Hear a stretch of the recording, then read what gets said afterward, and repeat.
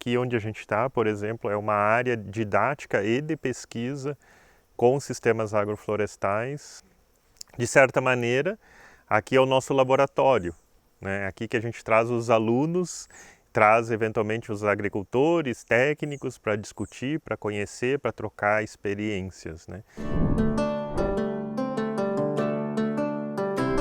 Núcleo de Estudos em Socio-Agrobiodiversidade, ou como a gente denomina, né, entre nós, né, NESBio. Ele é um grupo bastante recente aqui dentro do campus, né? Ele surgiu e emergiu, digamos assim, a partir dos trabalhos que buscam entender bastante a relação entre as pessoas e os recursos. A gente estruturou esse grupo de pesquisa, que basicamente tem duas linhas. Uma linha relacionada aos sistemas agroflorestais e recuperação de áreas degradadas, e a outra linha está relacionada à etnobotânica e conservação dos recursos. As principais atividades justamente estão em pensar, entender como são esses sistemas agroflorestais, principalmente associado à floresta de araucária.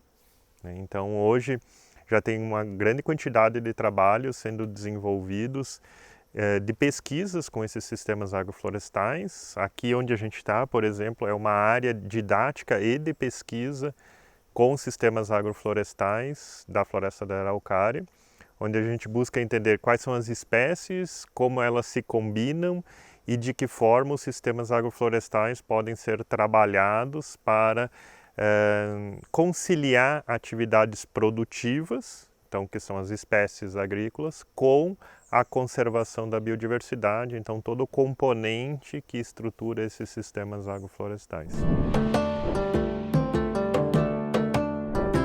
Uma outra temática também dessa linha é a recuperação de áreas degradadas. Muitas vezes as propriedades agrícolas, né, elas precisam, por efeitos de lei, né, por exigência de lei, ter as reservas legais e áreas de preservação permanente conservada dentro das propriedades.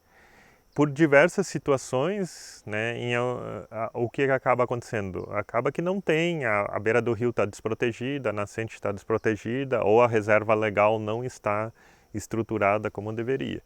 Então a gente trabalha muito com esses agricultores no sentido dessa regularização ambiental da propriedade. Então esse é um trabalho que a gente já começou há algum tempo aqui na região, agora a gente está ampliando, inclusive por um projeto novo financiado pelo BNDES, que vai envolver tanto um assentamento da reforma agrária, que se chama Índio Galdino, quanto o Parque Estadual do Rio Canoas também. Então duas áreas onde a gente vai estar atuando com o processo de recuperação de áreas, né?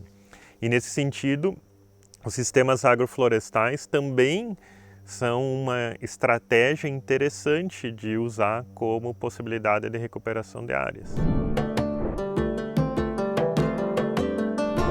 Uma das nossas linhas de trabalho, a gente busca discutir os aspectos relacionados à etnobotânica, que investiga essa relação do homem com os recursos vegetais, nesse caso, né?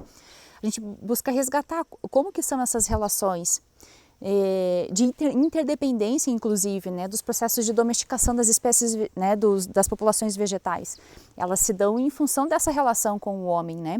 E a gente busca, então, de certa forma, mais aplicado aqui ao nosso contexto regional, entender quais são os grupos vegetais que têm relevância para as populações humanas locais, na conformação desses sistemas agroflorestais, que vão ajudar tanto na questão econômica, mas também na questão ambiental dos sistemas onde essas populações humanas estão inseridas. Desde que o homem já começou a interagir com as espécies vegetais, principalmente, né, o início da agricultura, de certa maneira a gente já tem essa questão da agrobiodiversidade sendo trabalhada. Nos últimos 50, 100 anos, as pessoas, a sociedade como um todo, perdeu muito disso. A gente uniformizou muito a forma como a gente se alimenta, a gente uniformizou muito a forma como a gente se veste, a gente uniformizou muito a quantidade de produtos que as pessoas consomem. Pra ter uma ideia, hoje 80% da energia consumida pelas pessoas enquanto alimentos vem basicamente de 30 espécies, isso no mundo inteiro. O que é bastante, assim, até uma coisa meio controversa do ponto de vista que nós somos o país da maior biodiversidade do planeta e praticamente usamos muito pouco dessa biodiversidade. Quando a gente fala da sociobiodiversidade, ou da socioagrobiodiversidade, a gente vê que existe um leque muito grande de opções que as pessoas usam, muitas vezes elas consomem ou consumiam no passado, né? Que elas guardam esse material, que elas mantêm esse material nas suas propriedades. E todo esse trabalho de pesquisa ajuda nesse processo de reconhecimento do uso dessa sociobiodiversidade e também de valorização dela, né? Então hoje quando a gente fala milho, por exemplo, né? Tem as variedades comerciais vendidas comercialmente, os transgênicos, e tem toda uma gama muito grande de milhos que são milhos crioulos, de variedades crioulas, né? Que tem diversas finalidades, que tem diversas características e que muitas vezes são desconhecidas de um público mais amplo, né?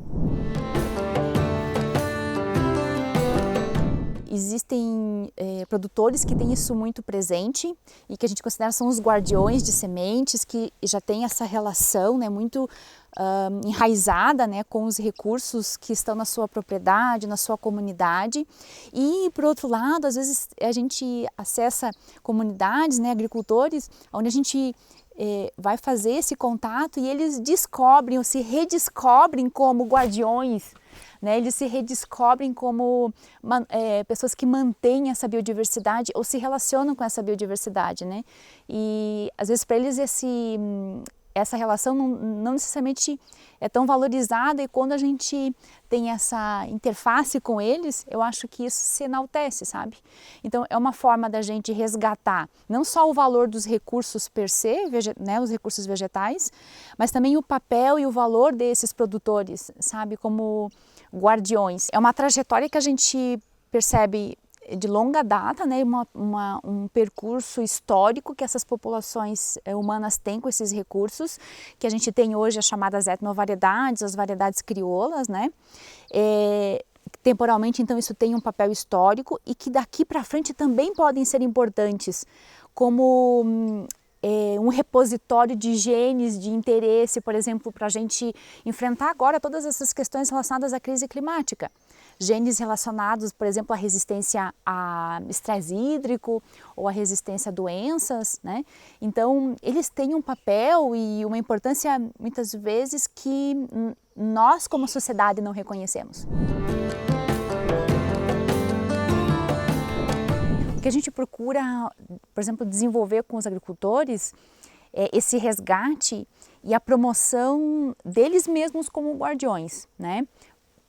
Intensificar esse resgate, as práticas que eles mesmos já têm de manutenção dessas variedades dentro das comunidades. Então, a gente procura facilitar os momentos de troca de sementes entre produtores. Junto com a comunidade acadêmica, a gente promove oficinas relacionadas tanto a práticas de conservação, restauração, sistemas agroflorestais ou práticas agroecológicas de produção.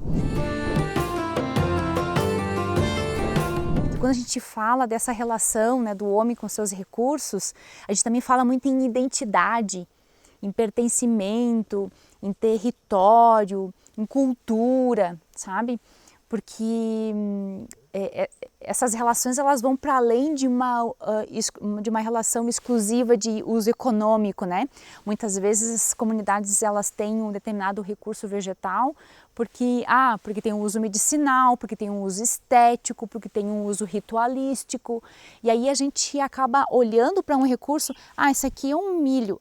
Não, mas esse aqui é muito melhor para fazer farinha. Mas esse aqui para fazer um artesanato, porque a palha é diferenciada, porque é mais resistente, porque isso, né? A gente também passa a ampliar o nosso olhar, sabe? Para além dos usos usuais desses recursos, mas ter essa percepção mais ampliada, sabe? É uma oportunidade, na verdade, que a gente tem, eu acho, nessa nossa linha de pesquisa.